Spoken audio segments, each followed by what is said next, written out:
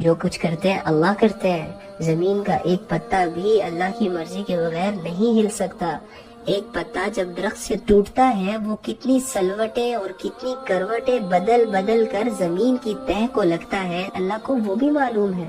پہاڑ کے اندر پتھر ہے اور اس پتھر کے اندر چھوٹی سی مخلوق ہے، اللہ تعالیٰ اس کو بھی رزق دیتے ہیں. سمندر ہے، سمندر کی گہرائیوں میں جہاں پر سورج کی کرنیں جانا بند ہو جاتی ہے، اس ان ڈیپتھ میں بھی اللہ تعالیٰ کی مخلوق ہے اور اللہ تعالیٰ اسے دیکھ رہے ہیں، اس سے واقف ہے اور اللہ ان کو کھلاتے پلاتے ہیں. اللہ تو ایسی ذات ہے بھائی.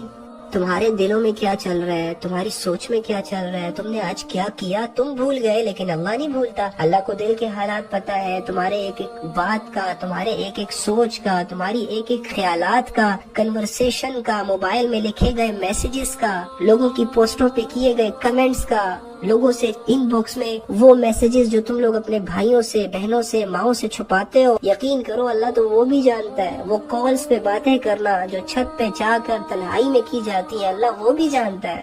ہم لوگوں نے پتہ نہیں کیا سمجھا ہوا ہے. یقین کرو اللہ تو اللہ ہے بھائی.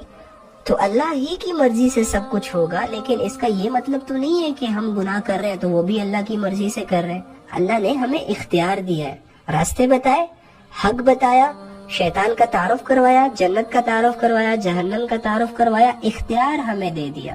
کیا کیا؟ اختیار ہمیں دے دیا کہ میرے بندے تو دنیا کی زندگی میں دو راستوں کو فیس کرے گا. ایک راستہ تمہیں جہنم کی طرف لے کے جائے گا، ایک راستہ تمہیں جنت میری رضا کی طرف لے کے آئے گا. تو میرے بندے میں تمہیں صرف اتنا اختیار دیتا ہوں کہ تو اپنی مرضی سے جہاں چاہے جائے، جہاں چاہے جائے.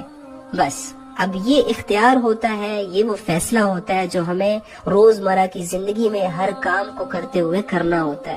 نماز کا وقت ہے لیکن میں یہاں پر مجھے ٹیسٹ بھی ملا ہے، میں نے اسائنمنٹ بھی لکھنی ہے. اب ڈیسائیڈ تم نے کرنا ہے میرے بندے، تو اسائنمنٹ میں ہی لگا رہے یا نماز پڑھے. زنا بھی ہے، نکاح بھی ہے، مرضی تیری ہے. تو زنا کی طرف جاتا ہے، نکاح کی طرف جاتا ہے.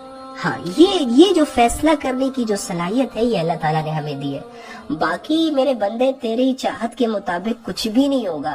اگر تو یہ چاہتا ہے کہ میں ساری عمر زندہ رہوں، نہیں رہ سکتا. ساری عمر بیمار نہ ہوں، کبھی بھی نہیں ہوگا. ساری عمر تجھے ویسے حالات ملے جیسے کہ تو چاہتا ہے، کبھی نہیں ہوگا. بس تو نے فیصلہ کرنا ہے. دو رستوں کی رہنمائی تو نے اپنی کرنی ہے کہ تو نے کس رستے پہ اپنے جسم کو ڈالنا ہے. اور ہاں، نیک رستے میں تیرا ساتھی ہوں، برے رستے میں شیطان تمہارا ساتھی ہے جو تمہارا کھلا دشمن ہے.